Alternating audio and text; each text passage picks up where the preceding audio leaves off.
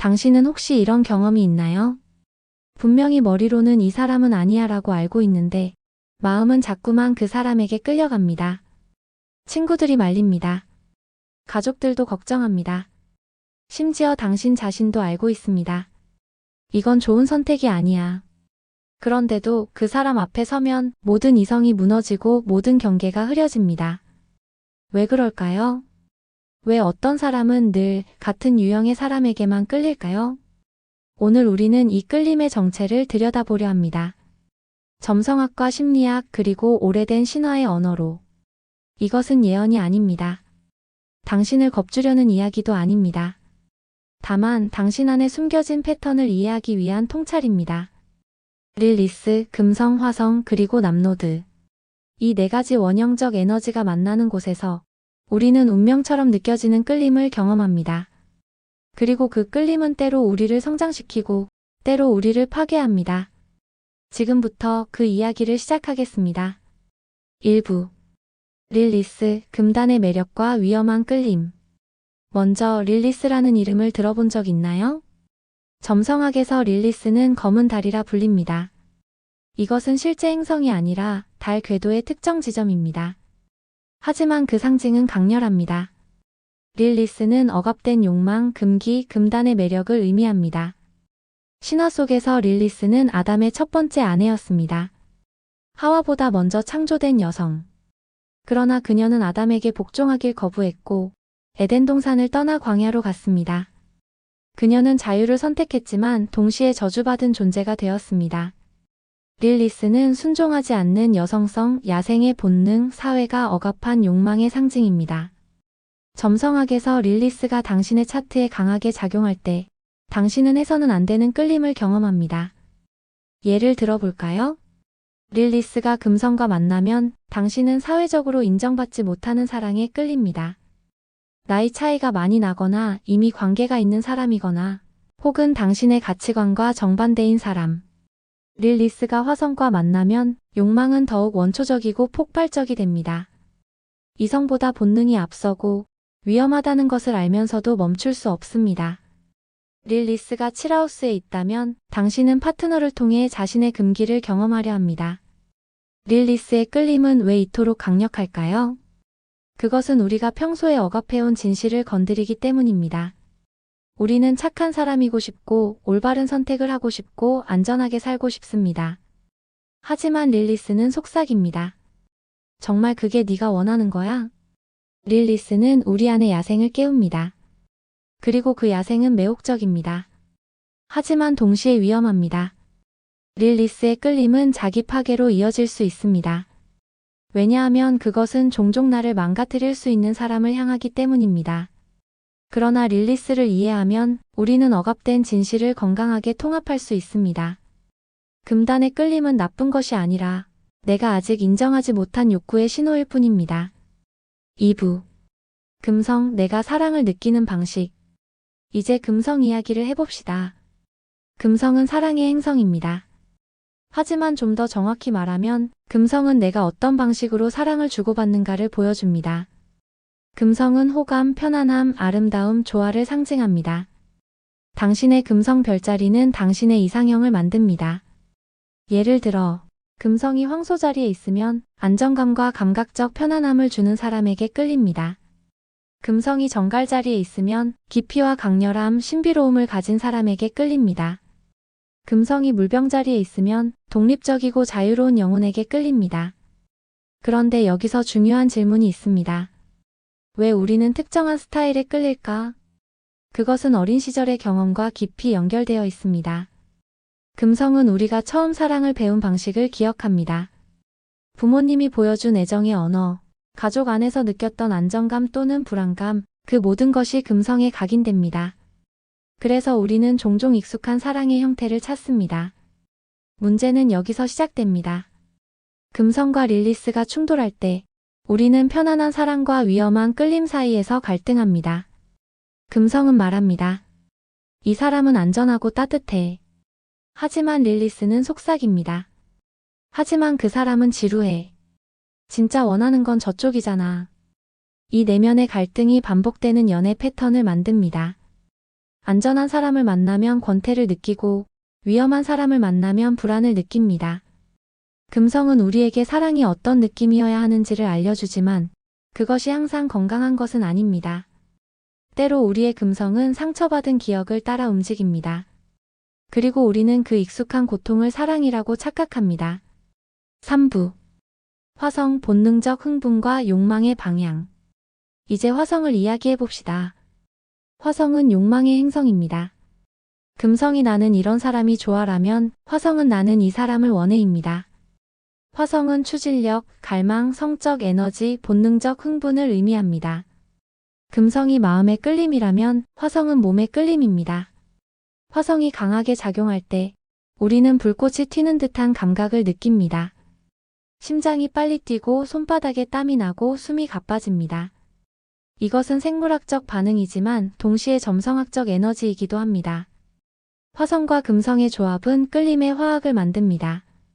예를 들어 당신의 화성이 상대방의 금성과 만나면 당신은 그 사람을 강하게 원하고 상대는 당신에게 끌립니다. 당신의 화성이 상대방의 화성과 충돌하면 격렬한 끌림과 동시에 강렬한 충돌이 일어납니다. 그런데 화성이 릴리스를 자극할 때 끌림은 폭발적으로 변합니다. 이성적 판단은 완전히 사라지고 오직 지금 이 순간만이 존재합니다. 이것은 중독적 끌림의 핵심입니다. 화성과 릴리스의 조합은 내가 왜 이러는지 모르겠는데 멈출 수가 없어를 만듭니다. 화성은 행동하게 만듭니다. 생각하기 전에 움직이게 만듭니다. 그래서 위험한 관계에서도 우리는 계속 그 사람에게 다가갑니다. 머리는 그만해라고 말하는데 몸은 이미 그 사람을 향해 걸어가고 있습니다. 화성의 에너지는 잘못된 것이 아닙니다. 그것은 우리의 생명력이고 열정이며 욕망입니다. 하지만 화성이 릴리스, 금성 그리고 남노드와 얽힐 때 우리는 통제할 수 없는 끌림을 경험합니다. 4부. 남노드, 익숙함의 환상과 카르마적 끌림. 이제 남노드 이야기를 해봅시다. 점성학에서 남노드는 과거를 의미합니다. 전생을 믿든 믿지 않든 남노드는 익숙한 패턴, 이미 경험한 것, 편안한 과거를 상징합니다. 남노드가 관계에서 작용할 때 우리는 누군가를 처음 만났는데도 어디서 본 것 같다는 느낌을 받습니다. 이것이 바로 카르마적 끌림입니다. 그 사람은 새로운 사람이 아닙니다. 당신이 과거에 반복해온 패턴의 또 다른 버전입니다. 예를 들어볼까요? 어린 시절 당신의 아버지는 감정적으로 차갑고 거리를 두는 사람이었습니다. 당신은 그의 사랑을 얻기 위해 애썼지만 결코 충분하지 않았습니다. 그리고 성인이 된 당신은 감정적으로 차갑고 거리를 두는 연인을 계속 만납니다. 왜 그럴까요? 남노드는 익숙함을 선택하게 만들기 때문입니다. 익숙한 것은 편안합니다. 설령 그것이 고통이라 할지라도 우리는 알고 있는 고통을 선택합니다. 모르는 행복보다 아는 슬픔이 더 안전하게 느껴집니다. 남노드와 릴리스가 만날 때 끌림은 더욱 강력해집니다. 왜냐하면 그것은 익숙한 금기이기 때문입니다. 당신은 이전에도 이런 사람을 사랑했고, 이전에도 이렇게 상처받았으며, 이전에도 이렇게 무너졌습니다. 그런데 또다시 같은 사람을 만납니다. 이것은 우연이 아닙니다. 이것은 패턴입니다.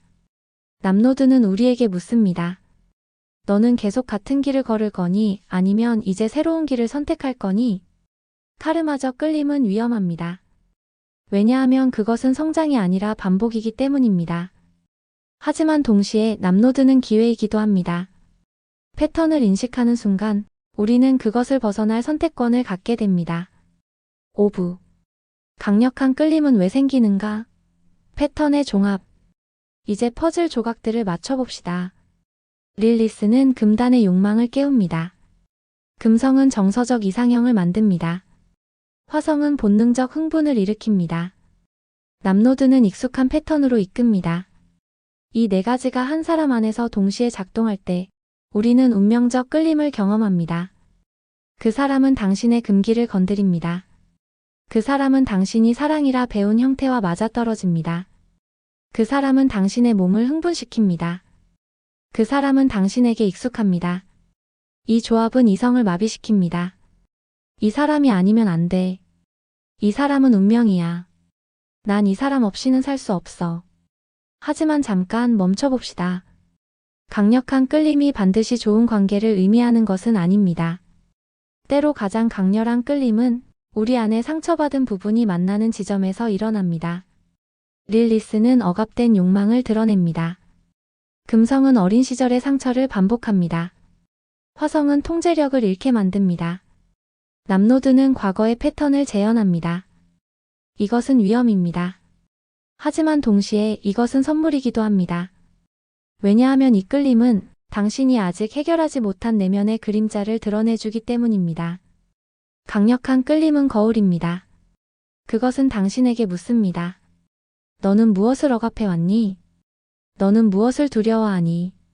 너는 진짜 무엇을 원하니? 이 질문들을 마주할 용기가 있다면 끌림은 파괴가 아니라 성장의 기회가 됩니다. 6부. 이 끌림을 건강하게 다루는 방법. 그렇다면 우리는 이 강렬한 끌림을 어떻게 다뤄야 할까요? 첫 번째, 회피하지 마십시오. 끌림을 무시하거나 억압하면 그것은 더 강해집니다. 대신 천천히 바라보십시오. 나는 왜 이 사람에게 끌리는가? 두 번째, 감정과 욕망을 분리해 관찰하십시오. 나는 이 사람이 좋은가 아니면 이 느낌이 좋은가? 때로 우리는 사람이 아니라 끌림 그 자체에 중독됩니다. 세 번째, 안전한 거리를 유지하십시오. 강렬한 끌림이 있다고 해서 즉시 관계로 뛰어들 필요는 없습니다. 시간을 가지십시오. 관찰하십시오. 네 번째, 자기 욕구를 정직하게 인정하십시오. 릴리스가 말하는 욕망이 무엇인지 들어보십시오. 그것을 부끄러워하지 마십시오. 욕망은 나쁜 것이 아닙니다. 다만 욕망을 어떻게 다루는가가 중요합니다. 다섯 번째, 릴리스 에너지를 다른 곳으로 전환하십시오. 창작, 예술, 글쓰기, 춤, 운동. 억압된 에너지는 표현될 곳이 필요합니다. 건강한 통로를 만들어 주십시오. 강력한 끌림은 당신을 파괴할 수도 성장시킬 수도 있습니다. 그 차이는 의식에 있습니다. 당신이 패턴을 이해하는 순간 당신은 선택권을 갖게 됩니다.